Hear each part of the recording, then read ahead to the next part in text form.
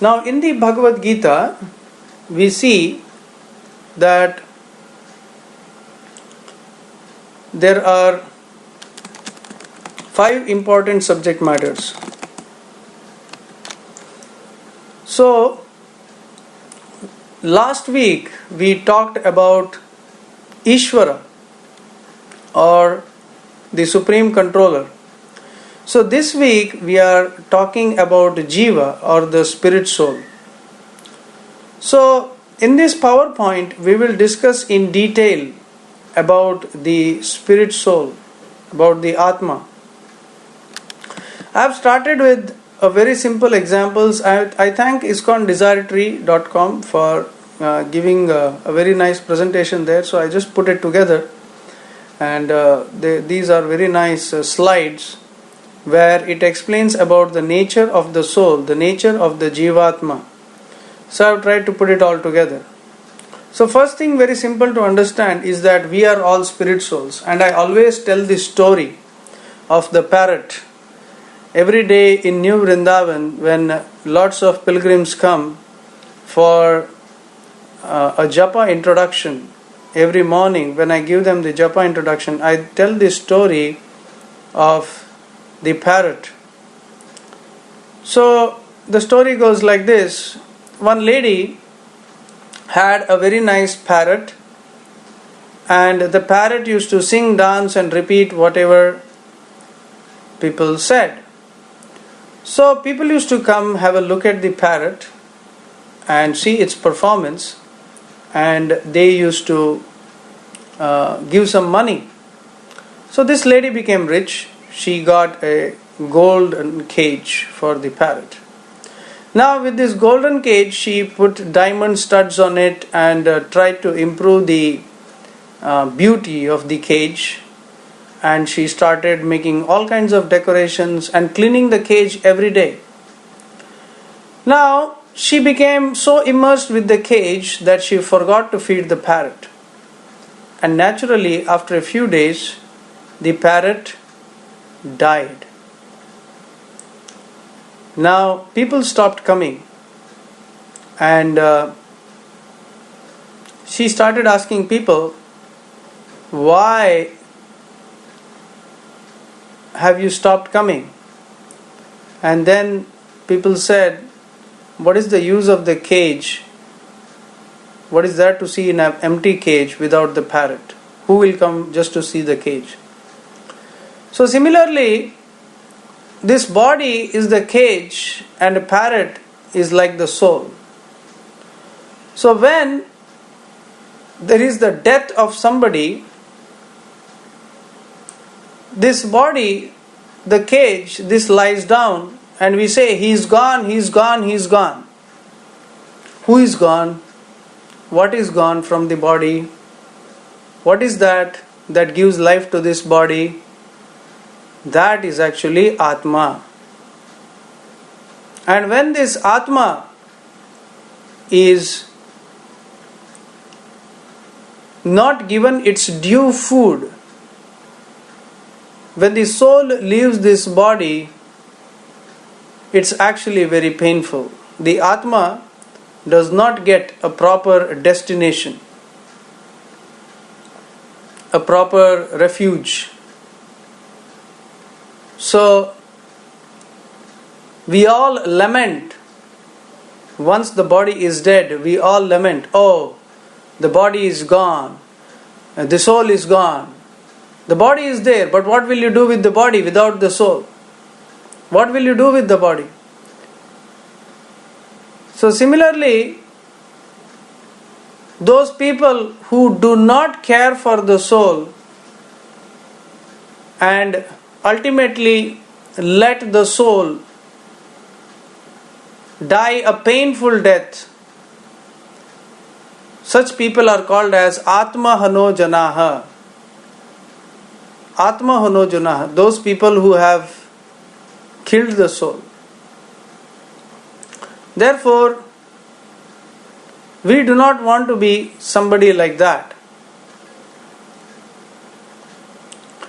So, just like that lady did not take care of the parrot, we are also not taking care of the soul. We spend 8 hours a day sleeping, 2 hours a day eating, 8 hours a day working, then traveling back and forth, and then a few hours watching television or doing all kinds of activities. But how much time do we actually work to feed the soul, to take care of the soul? We don't really do that. But before all this, we should understand in all sincerity, in all seriousness, what is this soul? What are its characteristics? And how we can actually realize this soul? That should be our query. We understand that life, for example, this body, when the body dies, what does the body become? The body becomes just a lump of ash or mud or dust or just water. It is shapeless, it is formless. But when this all pieces together in a particular form, it looks like a body. But what gives this body, this matter, its shape? This shape is actually the presence of the spirit soul. So that is the importance of the spirit soul. He is the very core of life. So therefore, if we do not really inquire about, and we do not really try to realize this soul, then we are losing the core of our existence. Because if we do not even understand who we are, what will we understand? What is our duty? What will we understand that how can we become happy? What will we understand? There is no chance. There is no chance that we will understand this point. Therefore, this Bhagavad-Gita, which is the essence of all the Upanishads, it deals with this topic in a very, very serious and in a detailed manner, in a very, very detailed manner. You will not get this study anywhere because this is Daivi studies, spiritual studies. What study we have today in our colleges, all about life, is all Asuri, means it just deals with the dead bodies. But it doesn't try to understand where does this life come from. And because there is no understanding where does this life come from, therefore there is a serious misunderstanding on the duties of the soul. So, if you open up the slideshow, the first slide shows Jivatma, the spirit soul, right? The second slide gives you a gross example of how you can view the soul within your, how you can make an understanding, a preliminary understanding is, if you compare a car and a car driver, the soul is like the driver of the car and the car is like the body. So the car and the driver is a very simple example. So the car does not move or does not work until there is a driver. So similarly, this body, this Atma, does not perform any action, not just this body, but any body, does not perform any action until there is the direction, will and action of the spirit soul. Of course, all these actions has to be sanctioned by the first factor, that is Ishvara or Paramatma. But the Atma is the one that bears the fruits of these actions, because Krishna as Ishvara, as spirit soul, he sanctions all our actions, but he is not party to the fruits of these activities. But this soul, this Atma, is a party to all the activities. And he is the enjoyer or the sufferer. So just like the soul is driving this body, it is directing this body And through this body it is trying to enjoy. Through the eyes it is seeing. Through the mouth it is eating, it is tasting. Through the ears it is hearing. And it is trying to enjoy this body. Just like there is a tree and you take the fruits and try to enjoy. So you are trying to enjoy something. So the soul thinks it identifies with this body, and the pleasures and pains of this body the soul tries to enjoy. So the first example is like a car and the driver of the car. The second example, if you go to slide 3, is that of an apartment and a resident of that apartment. So this body is like an apartment, and the soul is like the resident within the apartment, because without the resident the apartment will just decay and die. Right? So similarly, when the soul leaves this body, the body will just decay and die. It will just go back to mud. Isn't it? So the soul is what keeps this body alive. So this is a very, very important topic in the Bhagavad-Gita, because if we do not identify with the soul, if we do not identify with the Atma, if we just identify with the body, then what happens to us? Then we suffer the happiness and distress of this body. Suppose you are some X country playing some football match, and you are watching and rooting for somebody, and then your country loses, then you suffer. If your country wins, you enjoy. Isn't it? So that's the law. That's the way things work. But if you actually distance yourself, although you belong to, say, India or Brazil or whatever, and you distance yourself. Although I may be a Brazilian, or Brazil may win the World Cup, but I have nothing to do. I am not this body, I am spirit soul. Then you are not affected whether Brazil wins or Brazil loses, or India wins or India loses. You are not disturbed. You have detached yourself. But until and unless you are attached to this body, anything that happens, because you are identified with that body and that particular thing, it will begin to affect you. When somebody dies in our neighbor's house, we get some pain. But when somebody dies in our house, then we get a lot of pain. Why? Because we have attachment, we have relation. But somebody dies in the neighbor's house, that doesn't really disturb us. Why? Because there is no attachment to that. So attachment is the cause of that pain. But first we have to understand that we are different from this body and that we are attached. So that is what we are trying to establish. That we are spirit souls. We are now attached to this body. And if we are intelligent enough, then we can begin the process of cutting this attachment. Such a soul is called as Jivatma, who has detached from this body, who has realized he is not this body, and who has detached from this body. What is he called? He is called as a Jivatma, means one who has liberated himself from the cycle of birth and death. There is an example given, that of a tender coconut. If you see a tender coconut, a green one, there is the white paste, inside it, the what we eat inside the tender coconut. After we drink the water, take that white. Now, what if that tender coconut later on becomes ripe and it becomes copra? The same white inner thing that we eat when it is soft, after it becomes copra, when you shake that tender coconut, the copra is separate.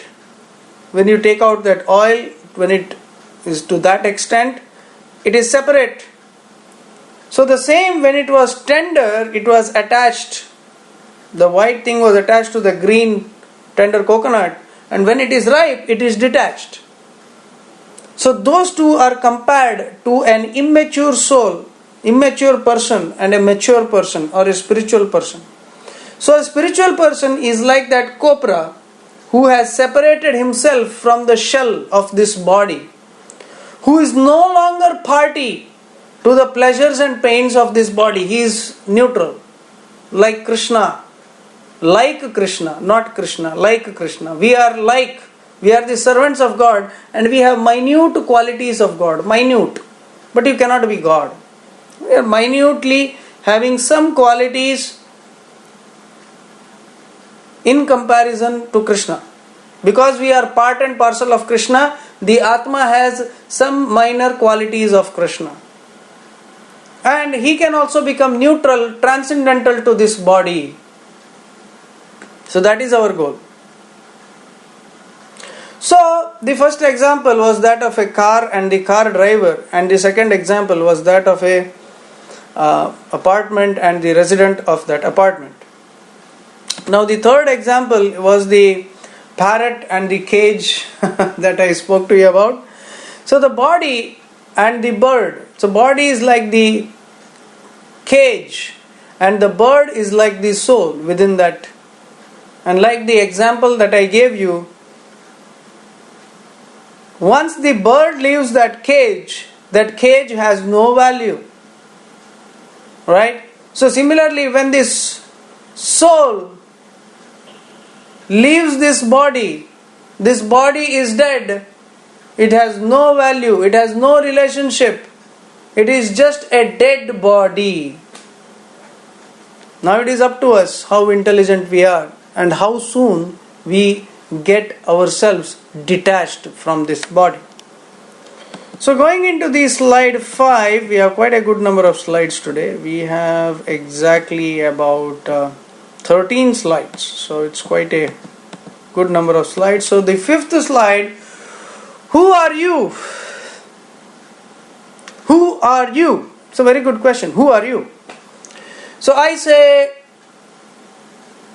always say, this is my hand, right?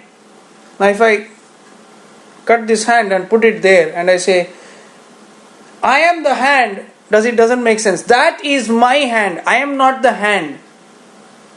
That is my hand, but I am not the hand.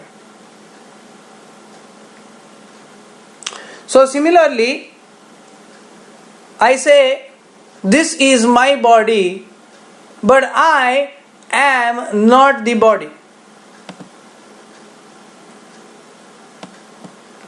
So I am not the body. So similarly, I say my mind, but I am not the mind.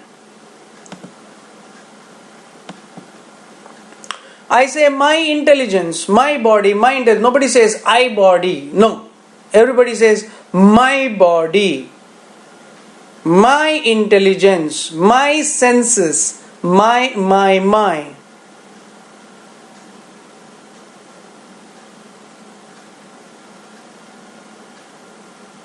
So if that is my, who is the I?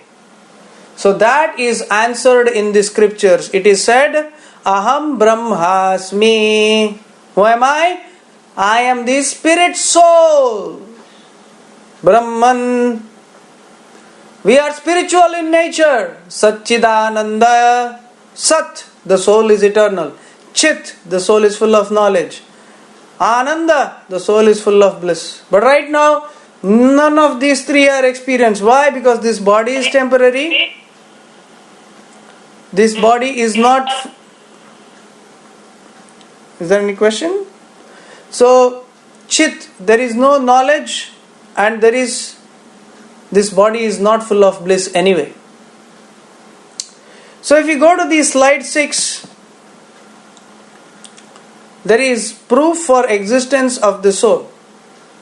Right? So proof for existence of the soul. So what are the proofs for the existence of the soul? So here there are very nice examples given.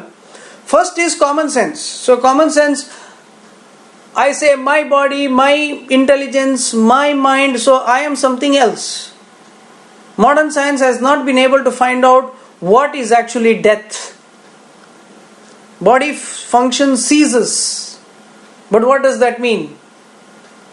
If it is only chemicals, Prabhupada said, if it is only chemicals, if body is just a combination of chemicals, then you can put some chemicals and get the body back. But they have not been able to do this. Isn't it? So, therefore, I saw one 28-year-old software engineer die in Bangalore before I came here to America. And I was wondering, he just died of a cardiac arrest. Can't we do something and revive the heart? Because life is not just a combination of blood and flesh. Life is a combination of matter and spirit. When matter and spirit combine, then there is a living body. But matter and spirit combination takes place under the control of Ishvara. So knowledge means to understand Ishvara, the controller, soul and matter which are controlled. Matter is dead, formless. The soul is living, has a spiritual form. So there is Ishvara, there is Krishna who is Ishvara, there is Atma who is the Krishna's part and parcel, the spiritual spark. And when he decides to enjoy separately from Krishna, he combines with matter, gets a material body full of material ego, and he tries to enjoy independent of God. So that is our situation. So the first proof of understanding of the soul that we are not this body is common sense. We are born, we grow, nothing is under our control, and then we die.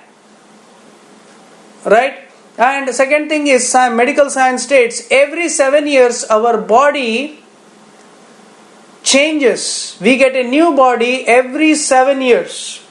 So 3 changes of bodies, you become a full-blown adult, 21.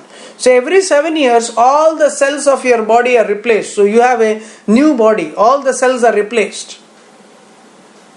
So that means body is not your personality. Otherwise it should have been dead.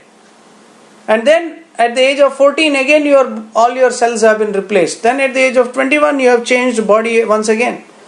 So every one cycle of that you have changed, you have replaced your body. So you have a perfectly new body.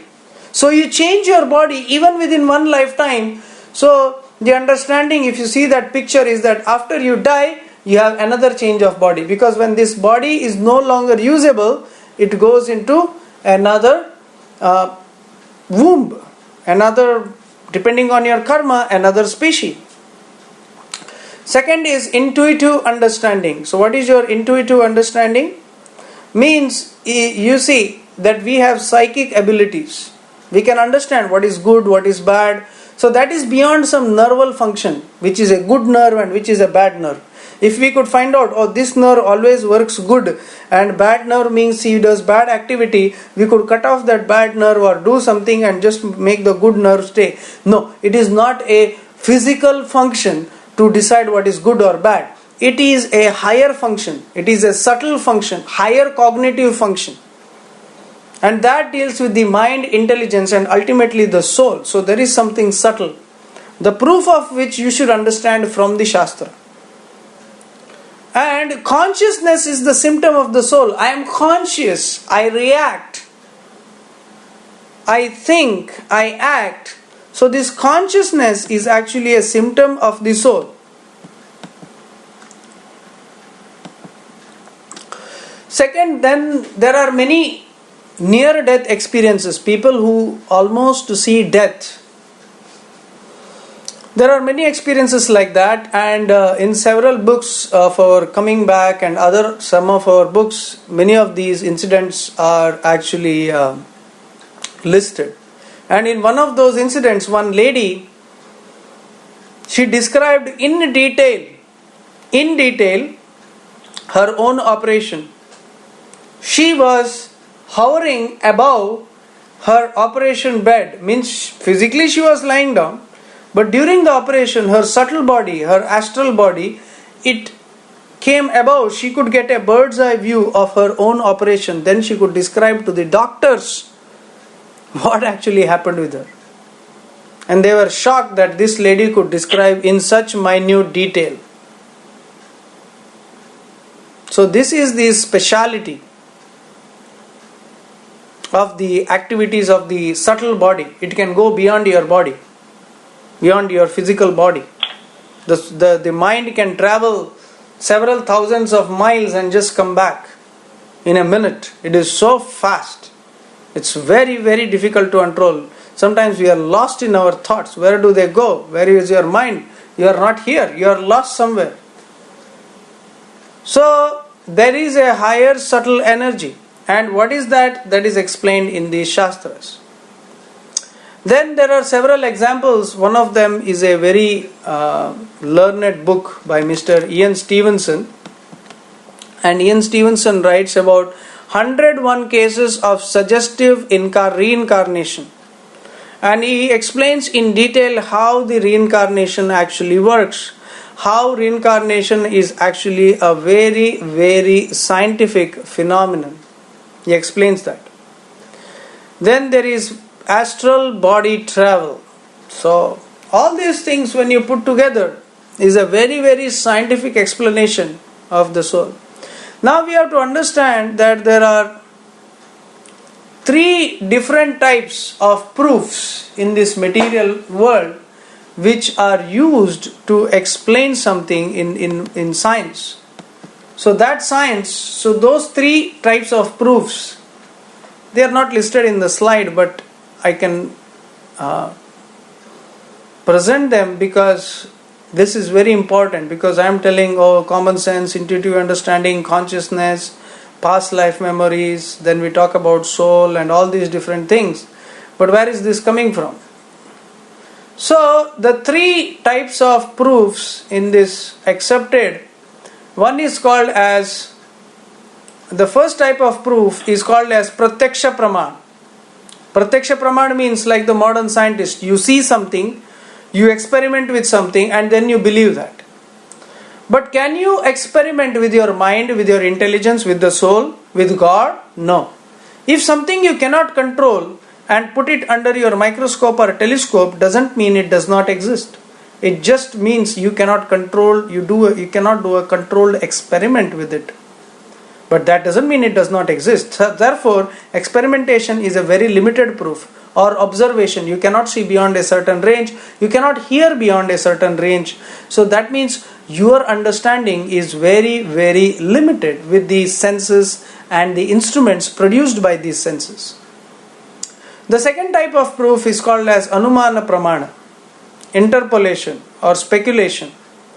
Oh, that man is fat means his son will also be fat, his grandson will also be fat. That may not be the case. It is just a interpolation, speculation. Just like they say there is a theory of evolution. Nobody has proved this theory, but there is theory of evolution. You can disprove it very easily. Why? There is the monkey, there is the man. So monkey became man over a period of millions of years, they say. It is not that monkey slept and he became man the next day. No, it evolved. So there is a 50% monkey, 50% man. 99% monkey, 1% man. So there is 75% monkey, 25% man. But do we find any of the other combinations? You see a monkey, you see a man. Do you see any other combination? No. They are totally non-existent. How is that? Why is that? Do you observe any kind of evolution on a day-to-day basis? No. It is not observable. Oh, it takes millions of years. So the science will say, oh, that in-between species does not exist. Why? Because it is missing link. And we have to accept. Scientists will say, why should you accept God? It's faith.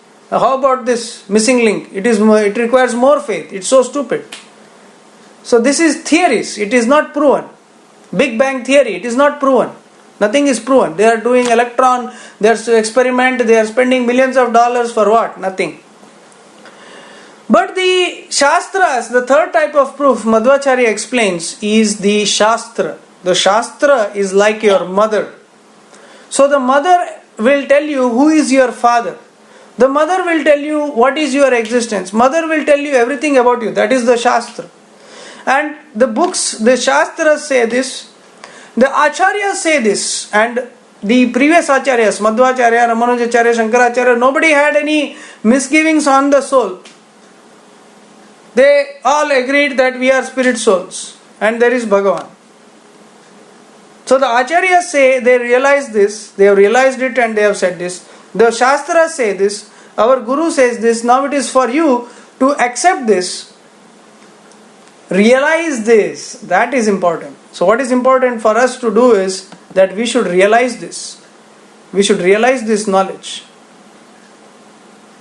So we should study this knowledge and we should realize this knowledge. Only when we realize this knowledge, we will be able to actually feel that happiness. And when you speak with realization, you will become really happy. Because there is no happier man in this universe except a spiritually realized man. So that is what Krishna says in the Bhagavad-Gita. Brahma bhuta prasannatma na shochiti na kankshati samas sarveshu bhuteshu madbhaktim labate param. Says Brahma bhuta prasannatma. What is he? Brahma bhuta prasannatma. He is completely happy with the realization that he is the spirit soul. Na shochati na kankshati. He does not lament. That is the first quality of a devotee. He does not lament. Na kankshati, nor does he desire too much. Oh, I want to go to moon, I want to go to Mars, I want to do this, I want to do that, I want to enjoy, I want to do this. Samas sarveshu bhuteshu, he sees everybody equally. Mad bhaktim labhate param, he attains true devotion unto me. So this is the reality. So now back to the slide show, and we go to the 7th slide. So there is the qualities of the soul. So our existence of the soul, the fact is based on the Shastra, on the realization of the Guru, on the realization of the Acharyas, and on the explanation of the Shastras. So what do the Shastras say? That the soul is indestructible. Although the nuclear bomb may destroy the city, but it cannot destroy the soul. The soul just goes back to the next birth, to the next womb. The soul is never destroyed, even when the whole universe is destroyed.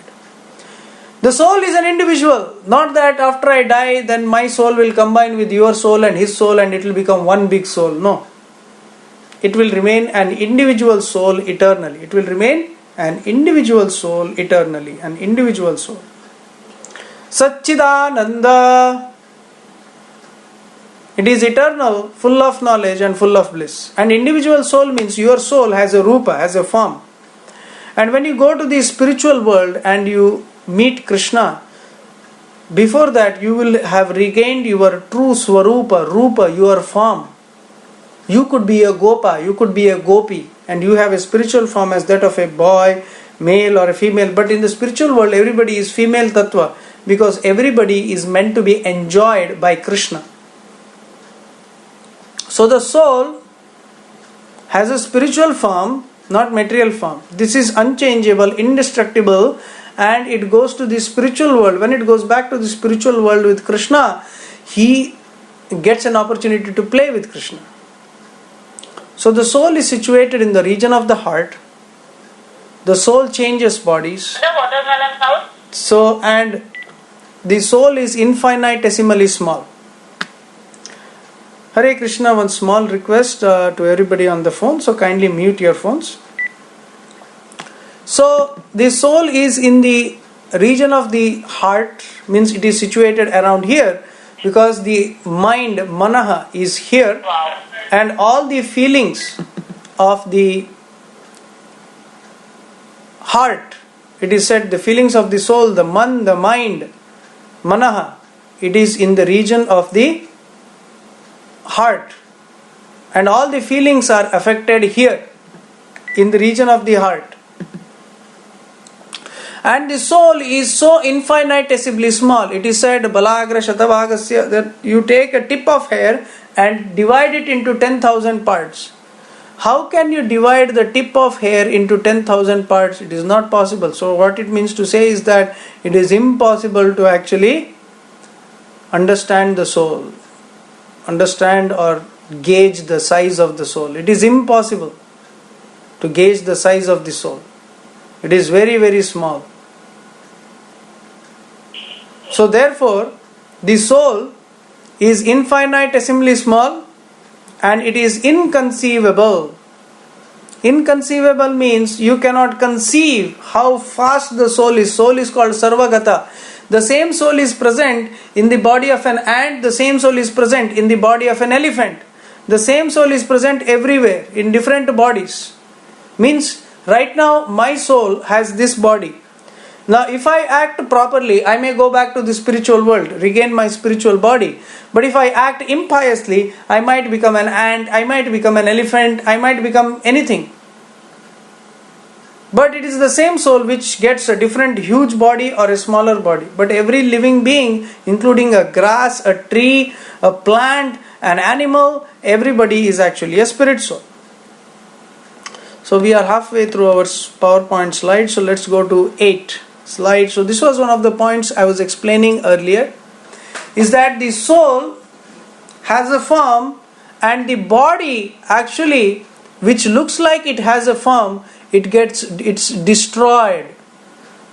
It has a structure, and moment the body dies, and then it is disposed of, either burnt or buried, or it is thrown to the vultures like the Parsis, like the Jains, and I think Jains or somebody or Parsis, they throw it into the well or whatever.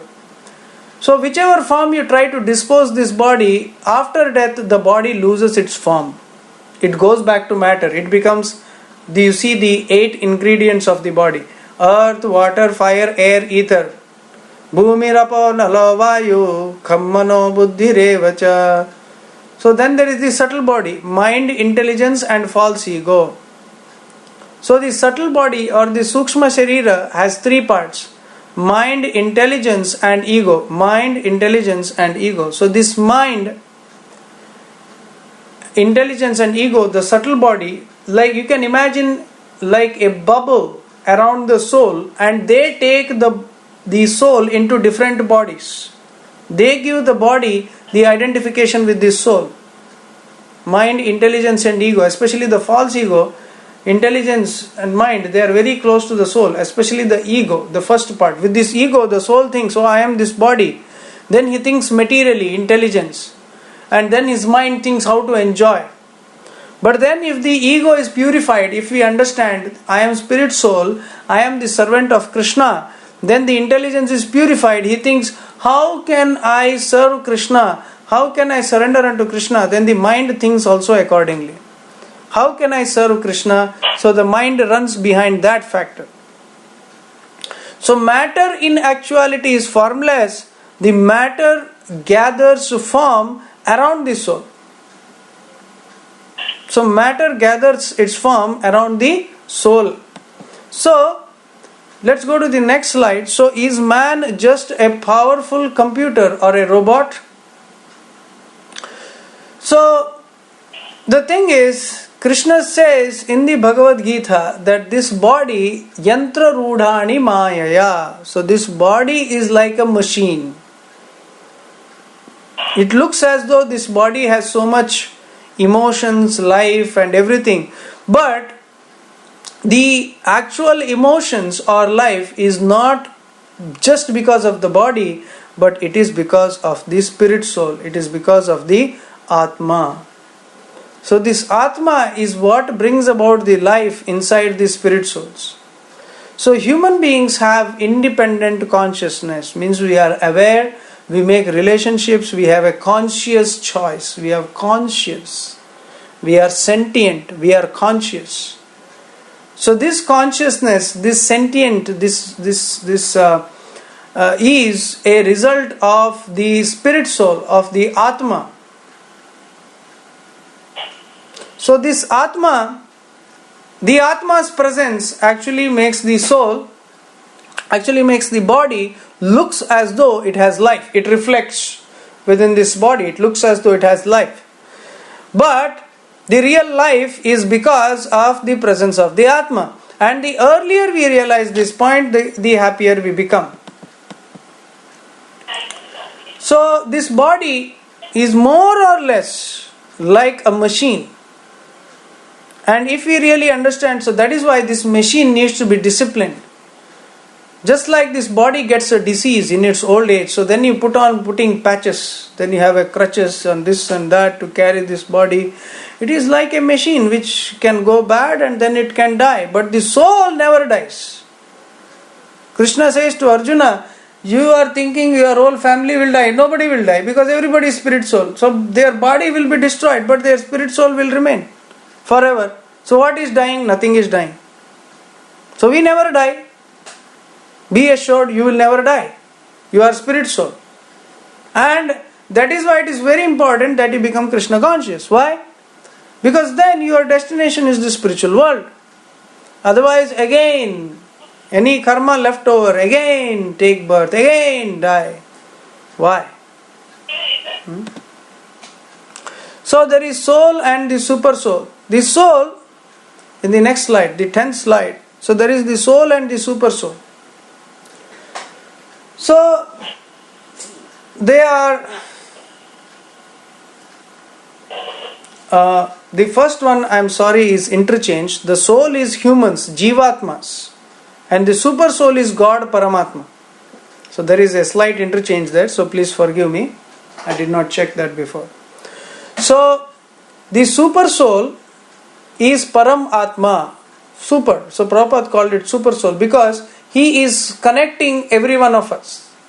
He is one, but he reflects in everybody else. I showed this slide in the last class. If those who are present in the last class will remember, there is one Vishnu and he expands into everybody's heart. There is one Vishnu and he expands into everybody's heart, and he is called as the super soul. He is aware of the every movement of every atom that has performed any activity within the universe. The super soul or Paramatma is aware of that. Can you just imagine? Hundreds and thousands and billions of years have passed since so many millions and zillions and unlimited number of atoms have changed, and Krishna remembers every little thing. This Paramatma or Supreme Soul, he has a record of everything. We don't even know what we did at the same time yesterday. But Paramatma remembers everything. How is that possible? That is because he is, the second point, he is infinite, he is Vibhu. We are infinitesimal, we are Anu. Anu means like an atom. Vibhu means unlimited, cosmic, gigantic, unlimited. So the soul is cognizant of one's body, but he is cognizant of every body, every atom, every atom. The soul is a loving servitor of Krishna, and Krishna is the loving master of every living entity. So this is the beauty. So this is the actual difference between the soul and the super soul. So super soul is God, Paramatma. The soul is Jivatma. The super soul is infinite. The soul is infinitesimal. And the soul is cognizant of itself, whereas the super soul is cognizant of everybody. The soul is a loving servitor of Krishna, and Krishna is the eternal loving master, and he is actually the super soul. So we are one in quality with God but different in quantity. Means we are different individuals. Krishna is the father, we are the sons. The son has so many qualities of the father, but the son is not the father. The father is a separate person and the son is a separate person. So the super soul and soul are two different living entities. They are two different living entities actually. They can never be the same. So, but our salvation, our spiritual development depends on the soul's acceptance of Krishna as the master. So the moment the soul accepts Krishna as the spiritual master, the soul will begin to get happiness. The soul will be freed from all misery and he will actually become very, very happy. So if you want to get rid of the cycle of birth and death, so if you see there is people being born, put to death, and they are born again. In this 11th slide you will see, and there are 84 lakh species. According to Shastra, there are 84 lakh species. So these 84 lakh species that are present, so the soul gets different bodies among these. And when it gets the human form of life, the soul has a choice whether he wants to go back into this cycle, in this whirlpool of birth and death, or does he want to get above this cycle of birth and death. What does the soul want to do? So the soul's desire is what actually takes him to ultimate salvation. So that if our desire is to serve Krishna, if our desire is to accept Krishna as the Supreme Personality of Godhead, if our desire is to surrender unto Krishna, then we will actually see that our life will become actually very, very blissful, very, very happy. Very, very happy. So, going to the 12th slide, we have to understand that the Supreme Lord resides in everyone's heart. So, this same picture I had displayed last week as well. So, as you can see, there is one Paramatma, and he expands into everybody's heart. So by rendering service unto his lotus feet, we can get rid of this vicious cycle of birth and death. So we have to really take this as our primary duty to serve Krishna, to worship Krishna, and make him our goal of life. Why? Because we are Jivatma, we are spirit soul. We are the servants of Krishna. So if we understand this point, that we are the servants of Krishna, we are the eternal servants of Krishna, then we will actually become very, very happy. So the soul can regain his actual happiness when it actually surrenders unto Krishna. So how do you actually surrender unto Krishna? By chanting the Hare Krishna Maha Mantra. Hare Krishna, Krishna Krishna, Hare Hare, Hare Rama, Rama Rama, Hare Hare. The simplest and the most sure short way of realizing that we are not this body, we are Atma. Because one has to stop the mind. We will discuss in detail in the Bhagavad-Gita classes how to control and stop this mind. But this mind is producing waves and waves and waves and waves of desires and material enjoyments, which is never cease to end. It has to be put to an end by meditation. By meditation what? Meditation on the transcendental form of Krishna. So when that meditation becomes prominent, our life becomes happy. We will actually become happy. So this should be our goal of life. How can I serve Krishna?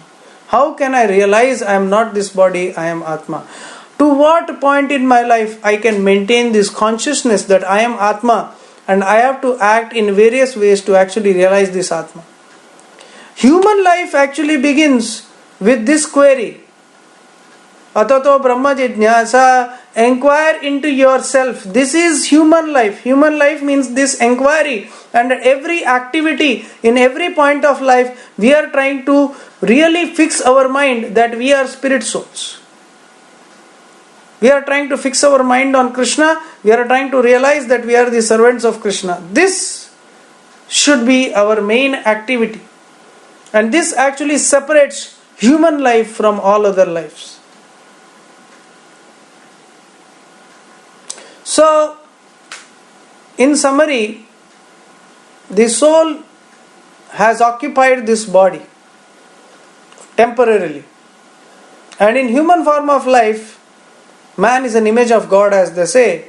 And this image, this human, is the highest perfection of the 84 lakh species of life. And in this form, the soul gets a unique opportunity to realize itself and get rid of the cycle of birth and death, get rid of cycle of karma and go back. The soul is Sachidananda, it's eternal, full of knowledge, full of bliss. The soul is always happy. The soul is infinitesimal. The soul is indestructible. The soul is neither created, neither destroyed. The soul is eternal. The soul is spiritual by nature. And by hearing the names of Krishna, by transcendental sound, this soul can actually be realized. That should be our goal of life. Hare Krishna. So I will stop here. So are there any questions or comments? You can please ask me either by chat or you can ask me over the phone. So if there are any questions, I would be happy to answer them. So please let me know.